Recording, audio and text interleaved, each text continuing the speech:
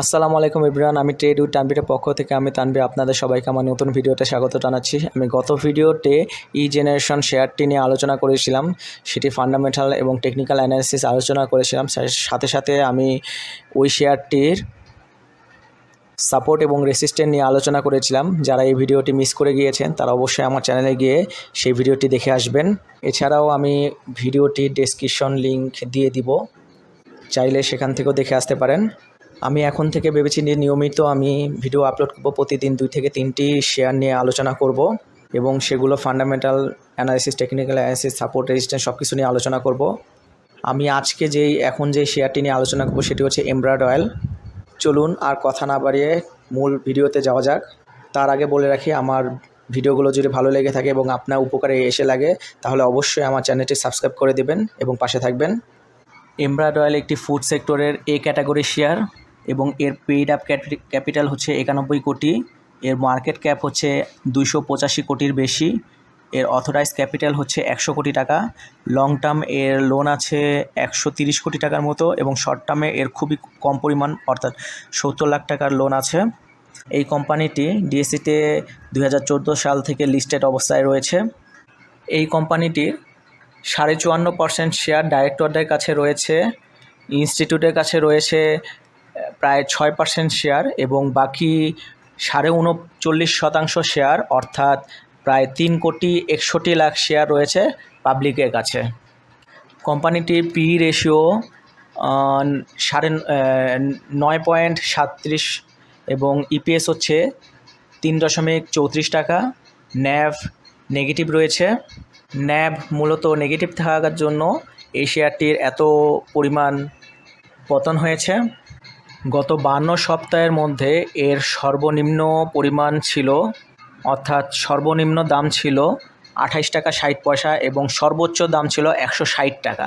গত বৃহস্পতিবারে এর ক্লোজিং প্রাইস ছিল 31 টাকা 30 পয়সা।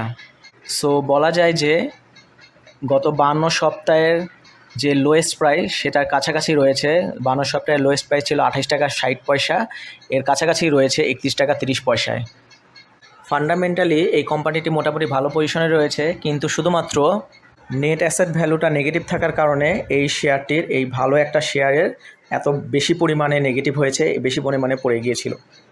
আর কতটুকু পড়তে পারে বা এখান থেকে রিভার্স নেবে কিনা সেটা টেকনিক্যাল অ্যানালিসিসে দেখব। এটা গেল ফান্ডামেন্টাল অ্যানালিসিস। এখন চলুন আমরা টেকনিক্যাল অ্যানালিসিসে চলে যাই। এমব্রায়েড অয়েলের এই টেকনিক্যাল চার্টটি, এই সাপোর্ট এবং রেসিস্ট্যান্স লেভেলটি আপনারা সারা জীবনের জন্য স্ক্রিনশট দিয়ে রেখে দিতে পারেন, কারণ এখানে এখন যে প্রাইসটি রয়েছে এটি যদি রেসিস্ট্যান্স লেভেল ব্রেক করে উপরে উঠে যায় তাহলে পরবর্তী যেই রেসিস্ট্যান্সটি ব্রেক করে উঠে গেছে সেটি সাপোর্ট থাকবে। অর্থাৎ এই রেসিস্ট্যান্স এবং সাপোর্টের যে লেভেলগুলো সেটি সারা জীবনের জন্য আপনাদের কাজে লাগতে পারে। এমব্রায়েড অয়েলের বর্তমান প্রাইস হচ্ছে 31 টাকা 30 পয়সা। এখান থেকে যদি পরবর্তীতে মার্কেট পড়েও যায় তাহলে সর্বোচ্চ 28 টাকা থেকে 28 টাকা 80 পয়সা পর্যন্ত এটি পড়তে পারে, এর নিচে আর যাবে না আশা করি। এই 28 টাকা থেকে 28 টাকা 60 পয়সা এটি হচ্ছে এই এমব্রায়েড অয়েলের সাপোর্ট। যদি বর্তমান প্রাইস 31 টাকা 30 পয়সা থেকে এটি উপরে উঠে যায়, প্রাইসটি যদি উপরে উঠে যায় তাহলে পরবর্তী যেই রেসিস্ট্যান্স রয়েছে সেটি হচ্ছে 37 টাকা 10 পয়সা থেকে 37 টাকা 80 পয়সা লেভেল পর্যন্ত। এটি মোটামুটি ভালো একটা লেভেলের রেসিস্ট্যান্স। যদি এই রেসিস্ট্যান্সটি ব্রেক করে উপরে ওঠে তাহলে নেক্সট রেসিস্ট্যান্স হচ্ছে 41 টাকা 50 পয়সা। এই রেসিস্ট্যান্সটি অনেক পুরাতন, এটি ভালো একটা লেভেলের রেসিস্ট্যান্স। যদি এটিও পার করে উপরে উঠে যায় তাহলে পরবর্তী রেসিস্ট্যান্স হচ্ছে 43 টাকা 60 পয়সা থেকে 44 টাকার মধ্যে। এটি একটি স্ট্রং রেসিস্ট্যান্স।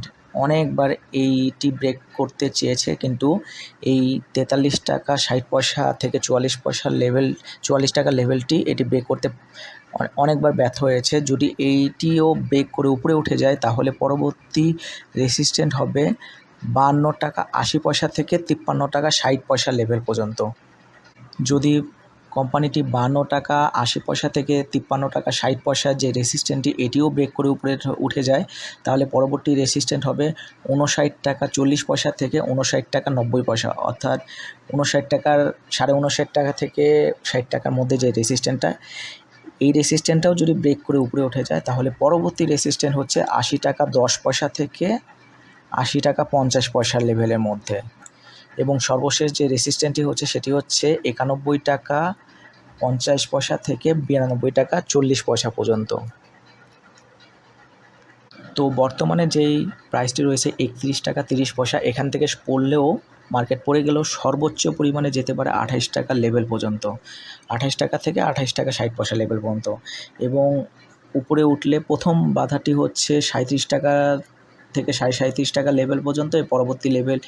পরবর্তী যে বাধাটা হচ্ছে সেটি 41 টাকা লেভেল, এবং পরবর্তী যে বাধাটি 43 টাকা 60 পয়সা থেকে 44 টাকা লেভেল।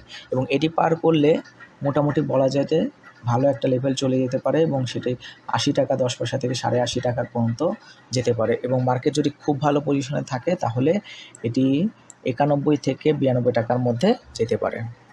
তো এটি এমার্ড অয়েলের হিস্ট্রির সম্পূর্ণ রেসিস্ট্যান্ট এবং সাপোর্ট লেভেল এখানে আলোচনা করা হয়েছে। আপনারা চাইলে এটির একটি স্ক্রিনশট দিয়ে রাখতে পারেন।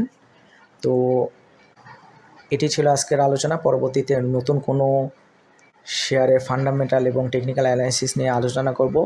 তো আজকের ভিডিওটি যদি ভালো লেগে থাকে অবশ্যই আমার চ্যানেলটি সাবস্ক্রাইব করে দেবেন। তো আজকে এই পর্যন্ত, সবাইকে ধন্যবাদ।